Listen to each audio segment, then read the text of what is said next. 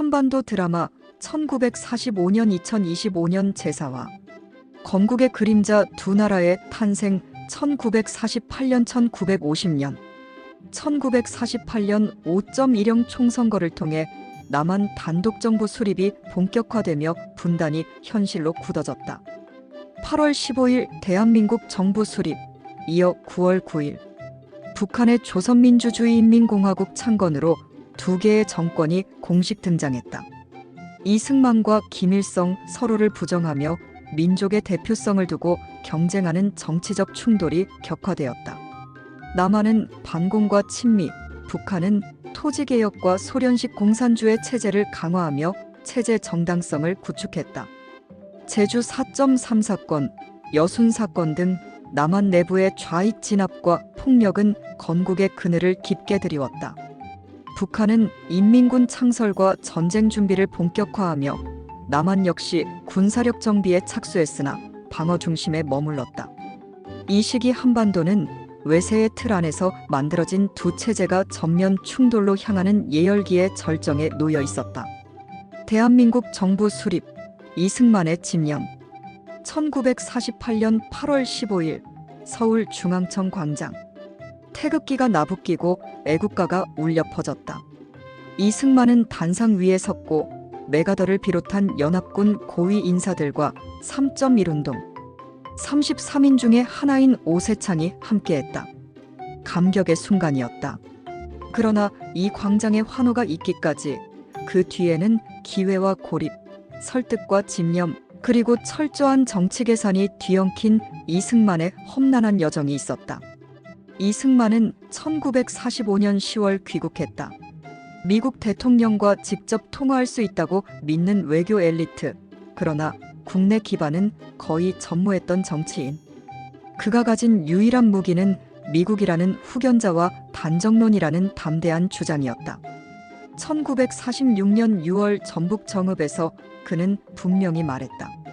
38도 이남에 임시정부라도 세워야 한다. 미소공동위원회가 표류하고 신탁통치 논쟁이 갈수록 혼탁해지던 시점이었다. 그의 주장은 단순하지만 급진적이었다. 통일이 되지 않으면 남쪽이라도 먼저 국가를 세우자는 것. 이를 두고 좌우익은 들끓었고 한반도는 점점 냉전의 구도로 빨려들었다. 1947년 말 유엔은 선거가 가능한 지역에서만이라도 총선을 실시하라는 결정을 내렸고 1948년 5월 10일 남한 단독으로 재헌의회 총선이 실시되었다. 이 선거는 한국 역사상 최초의 보통평등직접 비밀선거였다. 선거 결과 재헌의회는 구성되었고 헌법이 제정되었으며 대통령과 정부 수립 절차가 본격화되었다. 1948년 7월 20일 재헌국회는 초대 대통령을 선출하는 간접선거를 실시했다. 당시 재적 의원 198명 중 196명이 참여했고 이승만은 180표라는 압도적인 지지를 받았다. 김구는 13표, 안재홍은 2표에 그쳤고 서재필에게 던진 1표는 미국 시민권자라는 이유로 무효 처리됐다. 그는 고령이었지만 누구보다도 절박했고 누구보다도 준비된 지도자였다. 이후 이승만은 내각 구성에 착수했지만 곧바로 한민당과 갈등에 휘말렸다. 자신을 대통령으로 옹립하는 데 앞장섰던 한민당은 당연히 주요 강요직을 요구했으나 이승만은 냉정하게 거절했다. 그는 한민당의 김성수를 총리로 지명하지 않았고 대신 목사 출신의 이윤영을 총리 후보로 지명했다. 국회는 이에 반발해 이윤영 인준안을 부결시켰다. 이후에도 조봉암과 같은 인물을 내각에 포함시키며 진보적 인사들과 연합을 시도했지만 이는 보수 세력의 반발을 불러왔고 정치적 균열은 점차 심화되었다. 8월 15일 정부 수립 선포식은 단순한 이벤트가 아니었다. 그것은 미군정의 종료를 알리는 선언이었고 국제사회에 대한민국이라는 국가가 존재함을 알리는 선언이었다. 유엔은 1948년 12월 대한민국을 한반도에서 선거가 실시된 지역의 유일한 합법정부로 인정했다. 이는 이승만의 외교 성과였고 동시에 단정의 정당성을 국제적으로 획득한 상징이었다. 하지만 이승만의 승리는 권력욕으로만 이룬 것이 아니었다.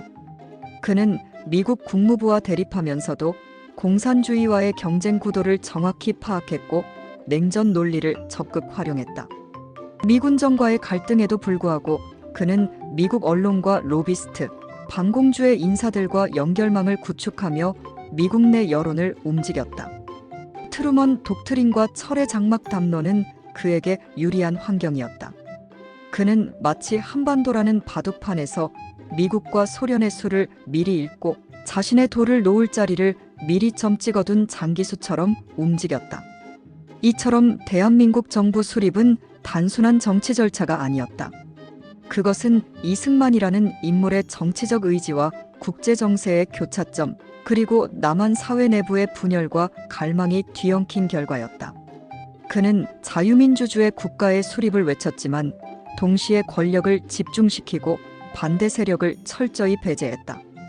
단정이냐 통일이냐의 딜레마 속에서 그는 통일을 포기하고 정부 수립을 택했지만 그 선택이 대한민국의 출발점이 되었고 그만의 방식으로 국가를 만들었다. 이승만의 집념은 현실주의였다. 그는 이상을 외치지 않았고 도덕을 내세우지 않았다. 그는 체스를 두듯 바둑을 두듯 천천히 그러나 정확히 권력을 향해 걸어갔다. 그리고 마침내 도착했다. 1948년 8월 15일 그가 선포한 대한민국은 그렇게 탄생했다.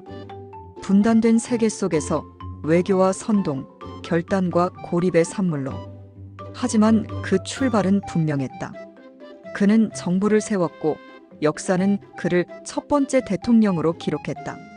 조선민주주의인민공화국 김일성의 절정. 1948년 9월 9일 오전 10시 평양 모란봉극장에서 조선민주주의인민공화국의 탄생이 공식 선포되었다. 북한에서는 이를 국경절이라 부르며 김일성과 김정일 생일 다음으로 중요하게 기념하고 있다. 그날 김일성은 이른바 수상의 자리에 올랐고 김두봉은 최고인민회의 상임위원장으로 선출되었다. 국호와 국기를 갖춘 정식 국가로서의 북한, 즉 조선민주주의인민공화국이 출범한 것이다. 이로써 한반도에는 명실상부한 두 개의 정부가 동시에 존재하게 되었고 남북의 분단은 현실로 고착되었다. 북한 정권의 수립은 단기간에 이루어진 사건이 아니었다. 김일성은 1945년 9월 22일 소련 군함을 타고 평양에 입성했다. 당시 그는 스탈린이 지명한 인물로 평양 시민들 앞에서 항일 영웅 김일성 장군으로 소개되었고 10월 14일에는 평양 공설 운동장에서 열린 대규모 군중 집회에서 전면에 나섰다. 이어 그는 북조선공산당 분국 책임비서, 북조선임시인민위원회 위원장을 거쳐 조선민주주의인민공화국 초대 수상에 이르렀다. 정권 수립의 형식도 치밀했다. 남한의 510 총선과 정부 수립에 대응하기 위해 북한은 8월 25일 최고인민회의 대의원 선거를 실시했다. 북한 지역에서는 99.97%의 유권자가 참여해 98.49%의 찬성률로 북노당 단일 후보를 선출했고 황해도, 해주에서는 남조선 인민대표자 대회를 통해 남한 대의원 360명도 추가로 꾸몄다. 이렇게 구성된 대의원단은 9월 2일부터 모란봉극장에서 제1차 최고인민회의를 열었고 여기서 조선민주주의인민공화국 헌법이 채택되었다.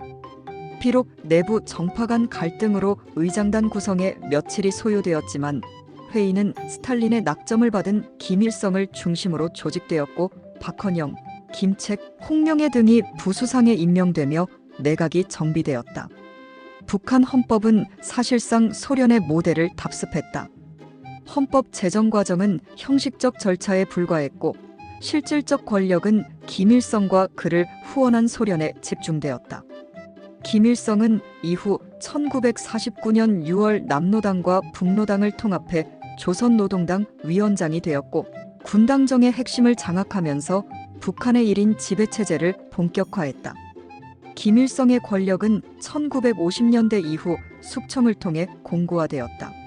남노당계, 연안파, 소련파를 비롯한 모든 정파적 반대 세력은 차례차례 제거되었고 1958년 8월 종파 사건을 계기로 마지막 남은 연안파 인사들까지 축출되었다.